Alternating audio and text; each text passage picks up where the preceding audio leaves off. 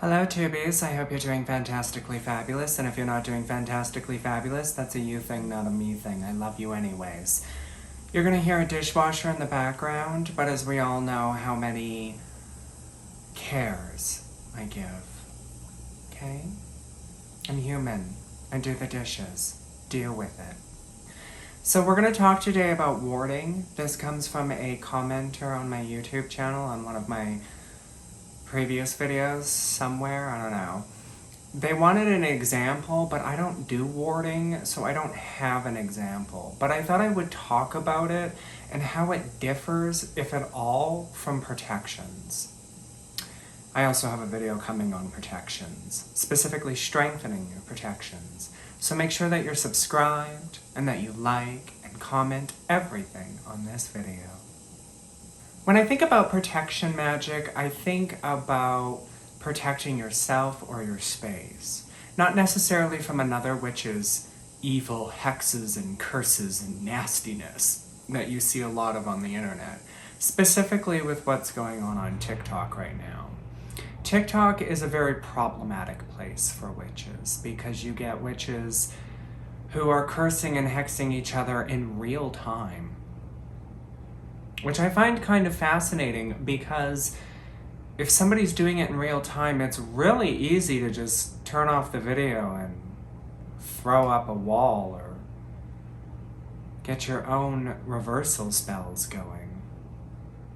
When it comes to warding, my understanding of warding is that it's symbols or sigils that you draw in the air or with incense or oils, or whatever the case may be, but you draw them on things like the walls of your building, maybe you draw them in the land of your building, maybe when you're cutting your grass, you cut a special pattern into the grass before cutting all the other grass away from it so that the pattern doesn't exist anymore. Maybe when you're cleansing your space, you're putting up special sigils and symbols around your space and visualizing that those symbols are floating there or whatever the case may be. Plenty of witches have talked about warding on YouTube, so you can search up many videos for many types of examples. One of the things that I see most often that they tend to do is they'll take a special kind of oil and they'll draw on the walls or on the doors. Now, if you're going to do that, make sure that your oil isn't going to leave a stain or a mark on your walls, especially if you're renting, because that can be difficult to get off, and if you don't paint, you could lose your damage deposit. Now, what is a ward? It's from Hollywood fiction, the way that I understand a ward to be, at least in television, is it's this symbol that goes up and it shields the place. So a good example, again, from Hollywood fiction is in Supernatural. There's an episode where they end up at a warehouse and the angel Castiel sees all of these Enochian symbols all over the building, and it's protecting them, whatever's inside, from demons and other creatures that shouldn't get inside. In the case of reality and, witchcraft in the real world, it's kind of similar a little bit.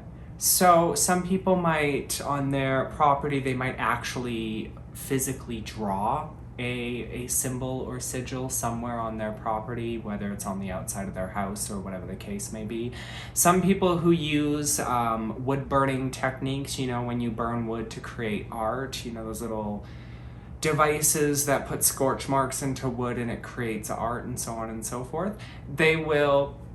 Some people might have fences that go around their property and they might mark up those fences with a type of art that has different images and symbols, and a ward lasts a lot longer than your typical protections that we're used to doing. We generally will throw up bubbles, we'll use sands, we'll do whatever the case may be to protect our property, our space, or our magical space, or all three. And that usually only lasts a while because, as you know, magic doesn't stick around forever. It fizzles out, it fades away, its energy transforms into something else. Think of a plant. It dies, it decays, it becomes something else. So that's essentially what happens with magic. With wards, they're generally something that's around. a lot longer. Their intentions, their power, it lasts a lot longer than a typical protection. You might do a protection spell around your place on a full moon and have to do it again on a full moon, whereas you might do a ward, again, depending on how long you want the ward to last. It could last for days, weeks, months.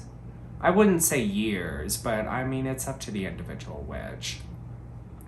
Wards fade less, especially if they are symbols that are physically present. So again, with the wood burning example, right, on your fence or on a piece of wood or something that's hanging somewhere, right? So that would stick around a lot longer, and you may only need to charge that every couple of months or so. There are other forms of protections which I'll talk about in the protection video, such as servitors that last a lot longer, especially if you're feeding them and taking care of them, right? And charging them up.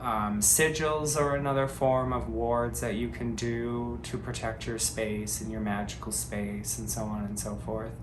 I wouldn't say I haven't ever done a ward. I guess to do a ward, I don't even think it's really a ward. Like when I go around and I'm cleaning my place and I'm cleansing my place of all the negative energy from the week past, I tend to do special symbols around the windows and the doors, and I think there's a video somewhere on my channel where I do that and show you how I do that. I don't remember what the video was called or even where the video is, but I know it's on my channel somewhere.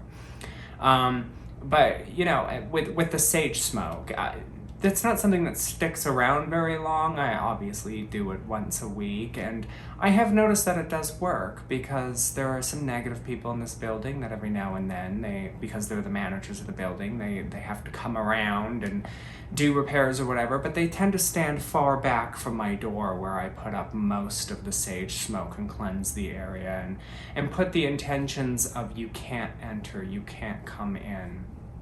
Right? That's usually what a ward is you can't enter, you can't come in. And it's interesting because when we think of these things, we think of protecting ourselves from other witches' magic, and instead what we're really doing, or what we should really be doing, is thinking about protecting ourselves and our spaces from negative energy, right? Negative energy. Because another witch who lives in Alabama isn't going to come to Canada and threaten my life at the door. They're going to send their negative energy towards me, right? It's all about protecting against negative energy. And not just witches' negative energy.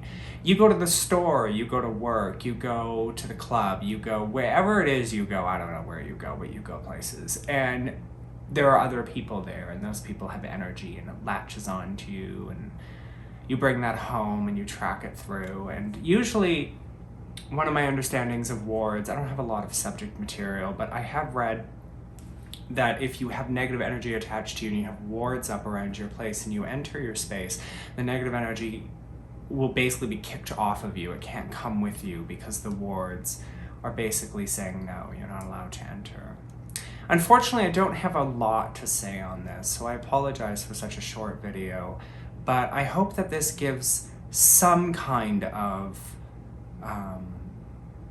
direction to go in for doing your research and understanding what warding is and how to implement warding in your own spiritual practices. Again, I don't do a lot of warding. I don't really think I do warding at all. I don't really think it's a warding when you're using sage smoke because, as I've said in previous videos, sage is a lie. It just, all it's really great for is cleansing. It's not good for protecting, and it's not going to help you get rid of negative spirits and negative entities, okay?